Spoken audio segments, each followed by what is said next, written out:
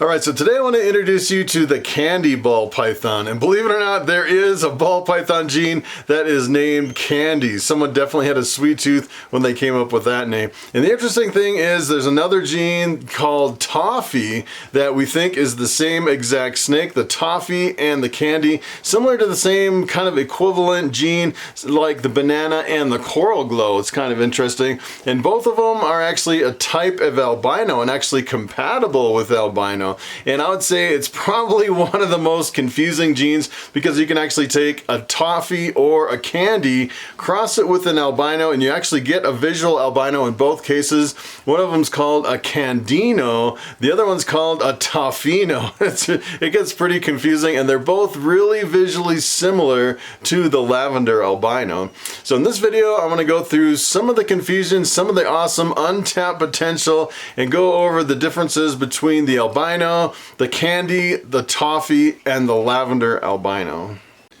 Alright, so I'm going to jump back and forth between the world of ball pythons and Morph market, and the first thing I want to show you is just a regular, plain old albino. Nothing fancy. This is what an albino looks like if people are just talking about a straight, regular albino. It's actually a recessive mutation. You actually need 2 copies of the gene to get a visual. So if you took an albino like this, you bred it to a normal, all the babies would come out looking normal, but they would be het for albino.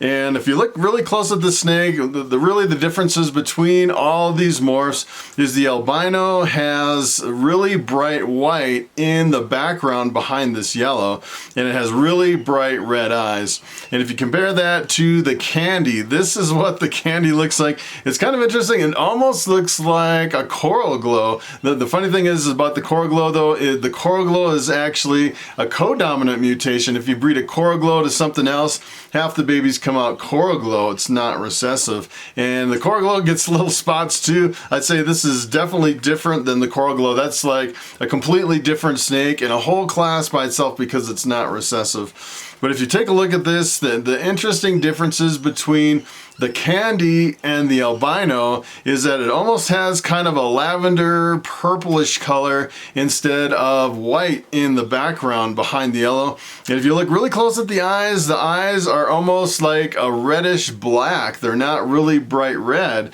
like you'd see in the albinos. And here is a Toffee. The Toffee is pretty much the same thing as the Candy. Candy and Toffee are pretty much interchangeable. And keep in mind, both of these examples for the Candy and the Toffee, these are actually adults. And they change quite a bit from when they're hatchlings to when they're adults.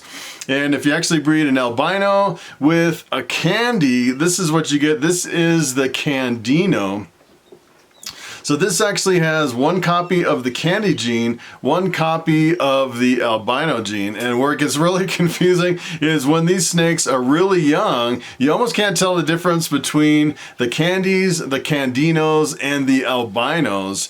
It gets even more confusing because when they first hatch out, a lot of people can't tell the difference between the 3 different snakes.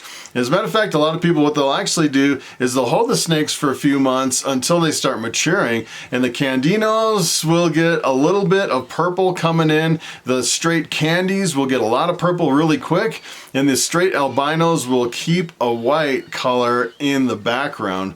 And the interesting thing I've also found is the color of the eyes. It seems like they all start with pretty bright eyes, and then as they mature, they start getting the purple color. That's when the eyes kind of change and turn a little bit darker. So if you actually compare the Candy with this snake, if you first look at this snake, this almost looks just like a Candy slash Toffee. And the interesting thing about the Candy is I've actually seen a lot of people when they're selling candies, they'll do like Candy slash Toffee or Toffee slash Candy, similar to when you're selling, you know, coral glows and bananas. I have a coral glow slash banana for sale, pretty much the same thing.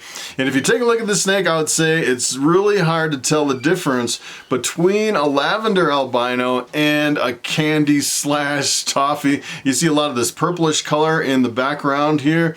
You also look, if you look at the eyes are darker than a regular albino. Looks pretty close to a candy.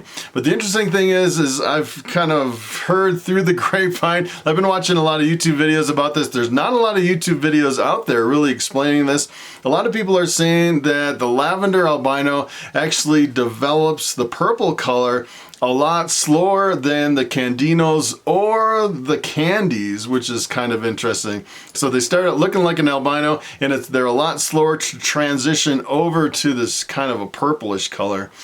The other thing that's kind of interesting with the Lavender Albino is that it's not compatible with albino. So for example, you can't get a Lavender Albino, like one copy of the Lavender gene and one copy of the albino. You don't get a visual. And I actually found one snake over on Morph Market, and that is a VPI Axanthic. 100% het albino, 100% lavender albino, which is kind of interesting. And this particular snake is actually an Axanthic. So for example, if this was 100% het candy, 100% het albino, it would actually be a Candino. And you put that on top of the VPI Axanthic, you would actually get a white snake. It would be what we call a snow. A snow is an Axanthic albino in the same snake, a double visual, double recessive. And it's kind of interesting that the Lavender Albino is not compatible with the regular albino, and you just get the double hets. I thought that was a really interesting way to distinguish the Lavender Albino from the Candy slash Toffee kind of complex over there.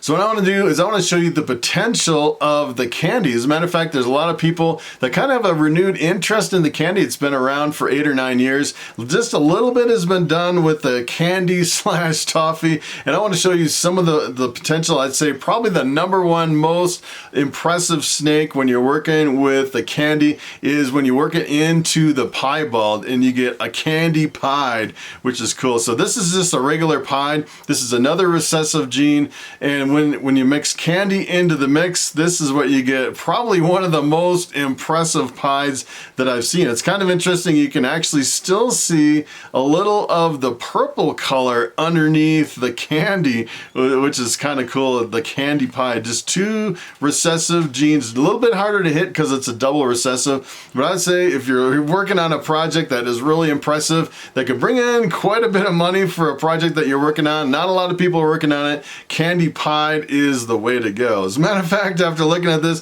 I'm starting to think, man, maybe I should get into the candy pied project. That's pretty awesome. Here is the leopard ball python, and a leopard I'd say goes good with just about any morph. It's probably, I would consider it the king of combos when it comes to combos. So that's what it does, is it just kind of jumbles up the pattern, leaving the original color in place in most cases. It doesn't really change the color, but usually has a really dramatic impact on the patterns. This is what happens when you add leopard to candy. Take a look at this snake. This is really awesome how it just jumbles it up. And I found leopard in a lot of cases actually produces stripes on top or on the sides of snakes. Pretty awesome combo, the leopard candy. Here's another one, the Mojave, and the Mojave is in the blue-eyed leucistic complex. I actually don't have Mojave, I have lesser, a little bit different, but I'd say Mojave is like one of the base genes that most people work with. This is what happens when you mix the Mojave with the candy, and I thought this is pretty interesting because it's actually kind of fading out the snake quite a bit, but it still keeps a lot of these little keyhole patterns on the sides, which is pretty, you can pretty much recognize Mojave from the little keyhole patterns. But I just thought it was kind of an interesting combo, the candy with the Mojave. Here's another one. This one is a little bit harder to tell when you start mixing it in. This is kind of, you know, when you mix pastel with a lot of these yellow, visually dominant snakes, it's really hard to tell if it's in there. It's kind of the same way with candy. So if you look really close at the pastel, it brings out the yellow color. Of course, you really can't see it when you mix it in with the candy. But another thing is a lot of times you'll have a pattern reduction when you have a pastel. Not in all cases, but in some cases. And here, if you look at the candy pastel, I would say you could almost kind of see it in there. It's kind of like, you know, when I mix pastel in with my coral glows, I cannot for the life of me tell that pastel is in there. And a lot of times I'll just sell my coral glows as a coral glow possible pastel because I'm not really sure. And I'd say this is kind of difficult to tell. But another interesting combo is the super pastel. So the super pastel is a little bit different. This is actually 2 copies of the pastel gene. So when you mix it with candy, you actually have a super and a recessive. And if we take a look at the super pastel, you have a much more jumbled up pattern. The other thing that kind of gives away super pastel is in most cases, it will have a faded head. I'd say almost all super pastel combos have a faded head. And then a lot of times it'll have a little bit of highlights along the spine. You can see kind of like a white highlight that's kind of broken up along the top of the spine. And this is what it looks like when you have the candy super pastel. You can definitely tell that the super pastel is in there from the faded out head. And you can see just a little bit of a jumbled up pattern. Not a whole lot, but you can definitely tell that the super pastel is in there. Here's another one. You know the old saying, Enchi goes good with everything. Enchi makes everything better. And I kind of agree. You know, the more I work with Enchi, it's kind of an interesting gene. And Enchi, essentially what it does is it reduces the pattern, usually takes away the alien heads, the little Roswell gray patterns that you see on the sides of ball pythons. And it also, in some cases, will bring out a lot of yellow color. But of course, in this case, you won't see a lot of yellow coming out. And this is what an Enchi candy looks like. Look at this snake. This is really impressive. The thing that's kind of interesting about this is it almost kind of brightens the purple along the back of the snake. It's not quite as purple as I would have guessed. Really impressive combo. It almost looks like someone painted a different color on top of a candy. Really awesome snake. Here's another one. This is the Pinstripe. Pinstripe's one of my favorite genes because it's a bright gold color. The interesting thing is if you mix it with the candy, you pretty much lose the gold color. This is what the Pinstripe candy looks like. Still, you can definitely tell the Pinstripe is in there. You can almost kind of see the stripes coming down the back of the snake. Makes for a really interesting combo.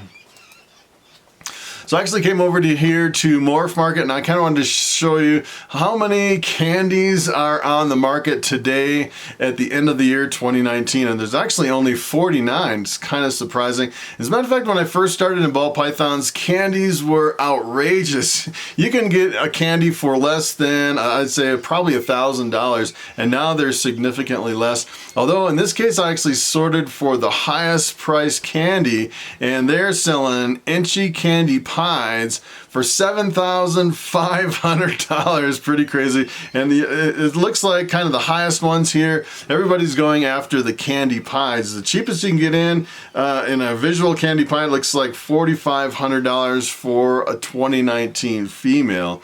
Pretty awesome combo. And then I sorted by the least expensive, so I actually sorted from the ones that were just for sale. So for example, if I wanted to buy a visual candy today, what is the cheapest price that I could pay for a candy? And believe it or not, I can't believe this is actually $250 for a visual candy. That just kind of floored me. I can't believe it's only been a few years since I started in ball pythons, and for the candies to come down that much, it almost looks like people are cutting each other, lower and lower and lower because the prices go up pretty fast. If you kind of look at the bottom of the page, here's a 2019 candy Enchi for $900. So it almost seems like a lot of these low-end stuff is just people kind of cutting everyone else out of. It's kind of like a price war over here on the candies. It's kind of interesting. And I was kind of looking through all the candies. If I was actually buy a candy and I was looking kind of at the low-end snakes, looking to get into the project, I think probably this would be the candy that I would choose. Look at how awesome this snake is. It's not as cheap as the low end, but when I'm investing in a project, I'm always looking more at quality, the quality of the colors of the animal. This one is fantastic, a candy male. And this one, as a matter of fact, it is only $400, so that's pretty reasonable for such an amazing snake. All right, so it is time for the question of the day.